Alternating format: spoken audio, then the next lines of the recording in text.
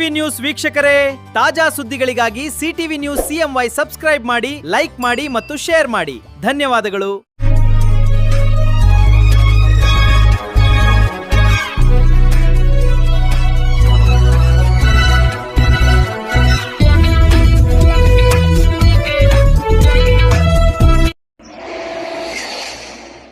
ನಮಸ್ಕಾರ, ಸಿಟಿವಿ ನ್ಯೂಸ್ಗೆ ಸ್ವಾಗತ. ಇದೀಗ ಮುಖ್ಯಾಂಶಗಳು. ಸದ್ಗುರು ಶ್ರೀ ಯೋಗಿ ನಾರಾಯಣ ತಾತಯ್ಯನವರ ಟ್ರಸ್ಟ್ನ ವತಿಯಿಂದ ಹಮ್ಮಿಕೊಳ್ಳಲಾಗಿದೆ. ಈ ಒಂದು ಪತ್ರಿಕಾಗೋಷ್ಠಿಯ ಉದ್ದೇಶ ಏನಪ್ಪ ಅಂತಂದರೆ, ಶ್ರೀ ಕ್ಷೇತ್ರ ಕೈವಾರದಲ್ಲಿ ತಮಗೆಲ್ಲರಿಗೂ ಗೊತ್ತಿರುವ ಹಾಗೆ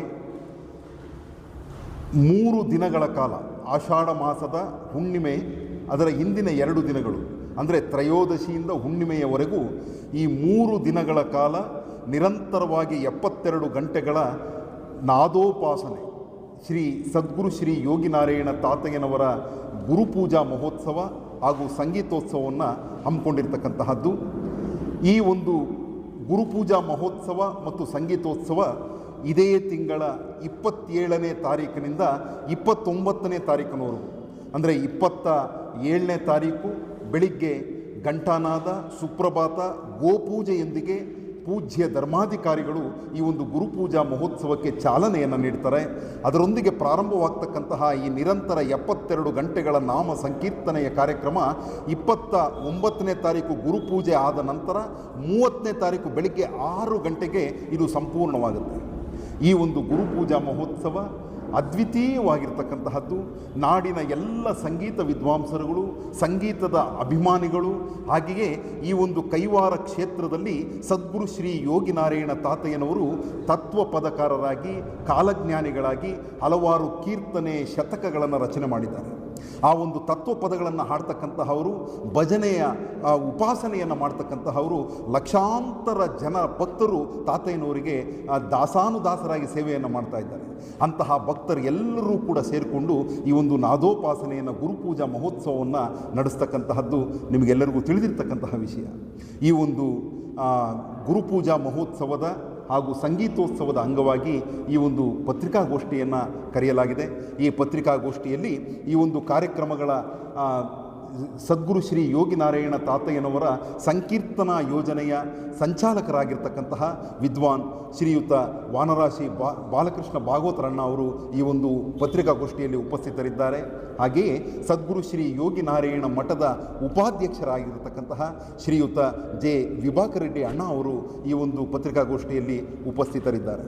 ಈಗ ಈ ಒಂದು ಪತ್ರಿಕಾಗೋಷ್ಠಿಯಲ್ಲಿ ಈ ಒಂದು ಏನು ಈ 3 ದಿನಗಳ ಕಾಲ ನಡೀತಕ್ಕಂತಹ ಈ ಒಂದು ಕಾರ್ಯಕ್ರಮಗಳೇನಿದೆ ಇದರ ವಿವರವನ್ನು ಶ್ರೀಯುತರಾಗಿರ್ತಕ್ಕಂತಹ ವಾನರಾಶಿ ಬಾಲಕೃಷ್ಣ ಭಾಗವತರಣ್ಣ ಅವರು ನೀಡಬೇಕು ಅಂತ ಹೇಳಿ ಪ್ರಾರ್ಥನೆಯನ್ನು ಮಾಡ್ತಾ ಇದ್ದಾರೆ. ಯೋಗಿ ನಾರಾಯಣ ತಾತಯ್ಯನವರು ಇದು 300ನೆಯ ಜಯಂತ್ಯೋತ್ಸವದ ಪ್ರಯುಕ್ತವೂ ಹೌದು, ಹಾಗೂ ಸುಮಾರು 27 ವರ್ಷಗಳಿಂದ ಈ ಒಂದು ಗುರುಪೂಜಾ ಸಂಗೀತೋತ್ಸವವನ್ನು ಕೈವಾರದಲ್ಲಿ ಮಾಡ್ಕೊಂಡು ಬರ್ತಕ್ಕಂಥ ಪೂಜ್ಯ ಧರ್ಮಾಧಿಕಾರಿಗಳು ದಾಸಾನುದಾಸರಾಗಿ ಬಂದ ನಂತರ ಪೂಜ್ಯರು ನಮ್ಮ ಅಣ್ಣನವರು ಜೆ ವಿಭಾಕರ್ ರೆಡ್ಡಿಯವರು ಉಪಾಧ್ಯಕ್ಷರಾಗಿದ್ದು ಮೊದಲಿನಿಂದಲೂ ಕೂಡ ಈ ಇಬ್ಬರ ಒಂದು ನೇತೃತ್ವದಲ್ಲಿ ನಾವು ಈ ಕಾರ್ಯಕ್ರಮಗಳನ್ನೆಲ್ಲ ಕೂಡ ಆಯೋಜನೆ ಮಾಡ್ಕೊಂಡು ಬರ್ತಾಯಿದ್ದೀವಿ. ಅಂದರೆ ಇದರಲ್ಲಿ ಏನು ಅಂತಂದರೆ, ಸಂಗೀತಗಾರರೇ ಅಲ್ಲದೆ ಪಿಟೀಲು ವಾದಕರು, ಮೃದಂಗ ವಾದಕರು, ಕಂಜರ ವಾದಕರು, ಘಟಂ ವಾದಕರು, ಮೋರ್ಸಿಂಗ್ ವಾದಕರು, ಅಷ್ಟೇ ಅಲ್ಲದೆ ಜಾನಪದ ಕಲೆಗಳು ಇರ್ತದೆ ಇದರಲ್ಲಿ.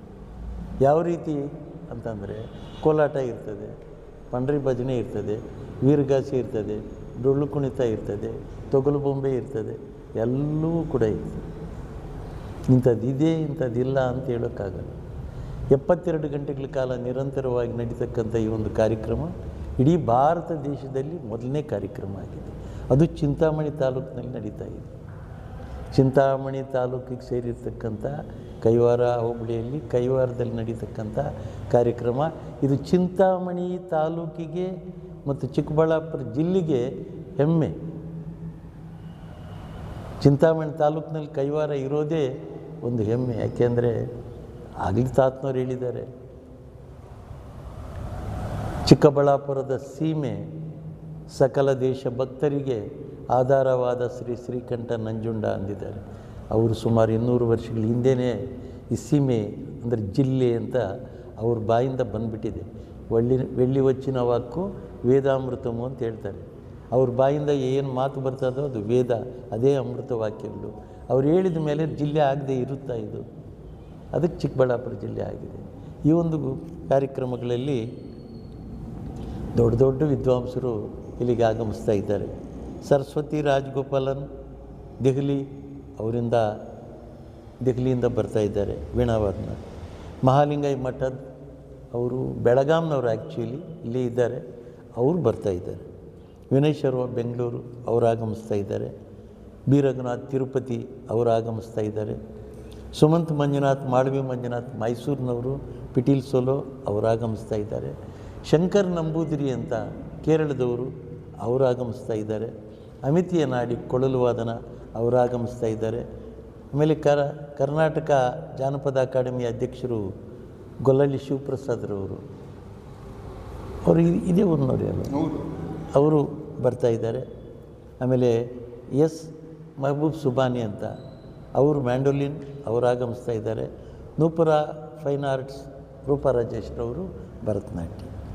ಆನಂತರ 29ನೇ ತಾರೀಕು ಬೆಳಿಗ್ಗೆಯಿಂದಲೇ ಗೋಪೂಜೆ, ಸುಪ್ರಭಾತ ಈ ಸೇವೆಗಳೆಲ್ಲ ಆದ ನಂತರ 10 ಗಂಟೆಗೆ ಗೋಷ್ಠಿ ಗಾಯನ ಕಾರ್ಯಕ್ರಮ ಇರ್ತದೆ. ಸಮಸ್ತ ಭಕ್ತರು, ಸಂಗೀತ ವಿದ್ವಾಂಸರು ಎರಡೂ ಜಿಲ್ಲೆಗಳಿಂದ ಸೇರಿ ಗೋಷ್ಠಿ ಗಾಯನದಲ್ಲಿ ಪಾಲ್ಗೊಳ್ತಾರೆ.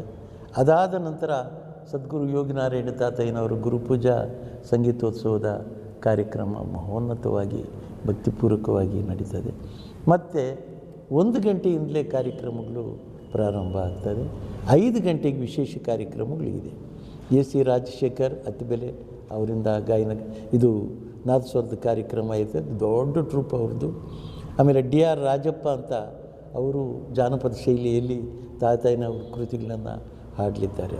ರಾಜಪ್ಪನವರು ಜಾನಪದ ಶೈಲಿಯಲ್ಲಿ ಅವರು ಭಾಳ ದೊಡ್ಡ ವಿದ್ವಾಂಸರು. ಪಂತುಲ ರಮಾ ಅಂತ ವಿಶಾಖಪಟ್ಟಣಂನಿಂದ ಆಗಮಿಸ್ತಾ ಇದ್ದಾರೆ. ಅವರು ದೊಡ್ಡ ವಿದ್ವಾಂಸರು, ಈಗ ನ್ಯಾಷನಲ್ ಲೆವೆಲ್ ಆರ್ಟಿಸ್ಟ್ ಅವರೆಲ್ಲ. ಕೆ ಎಸ್ ವಿಷ್ಣುದೇವ್ ಅಂತ ಕೇರಳದವರು ದೊಡ್ಡ ವಿದ್ವಾಂಸರು, ಅವರು ಆಗಮಿಸ್ತಾ ಇದ್ದಾರೆ.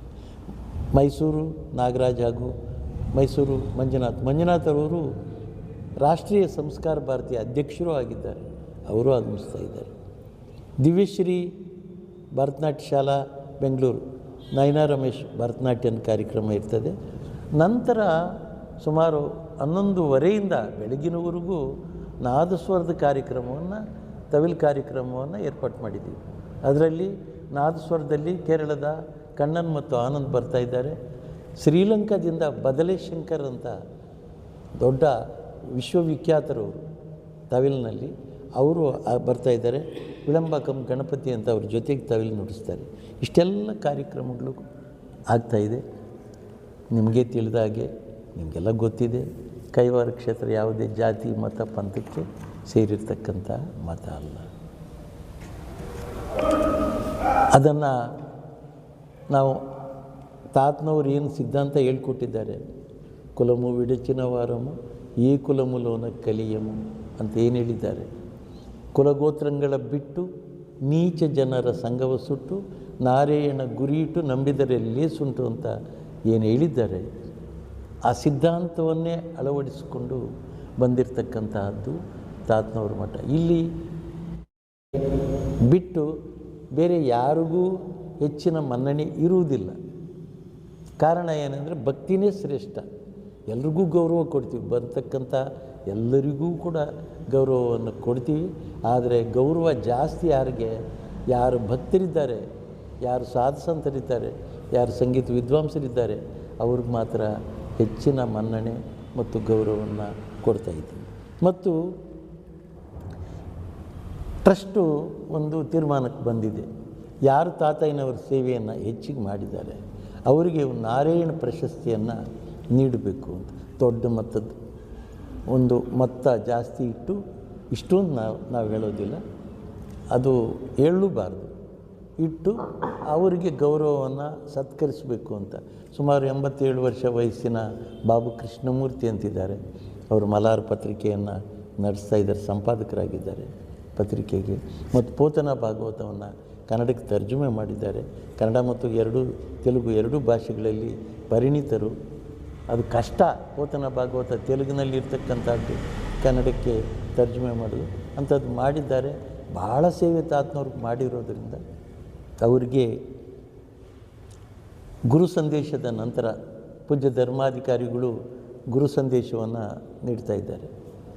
ಅದಾದ ನಂತರ ಅವರಿಗೆ ಸನ್ಮಾನ ಕಾರ್ಯಕ್ರಮವನ್ನು ನಾವು ಇಟ್ಕೊಂಡಿದ್ದೀವಿ ಅಂತ ಹೇಳ್ತಾ, ಈ ಕಾರ್ಯಕ್ರಮಗಳಿಗೆ ಎಲ್ರಿಗೂ ಕೂಡ ತಾವೆಲ್ಲ ಕೂಡ ತಮ್ಮ ಕುಟುಂಬ ಸಮೇತರಾಗಿ ಎಲ್ಲ ದಂಪತಿಗಳು, ಮಕ್ಕಳು ಎಲ್ಲರೂ ಬರಬೇಕು.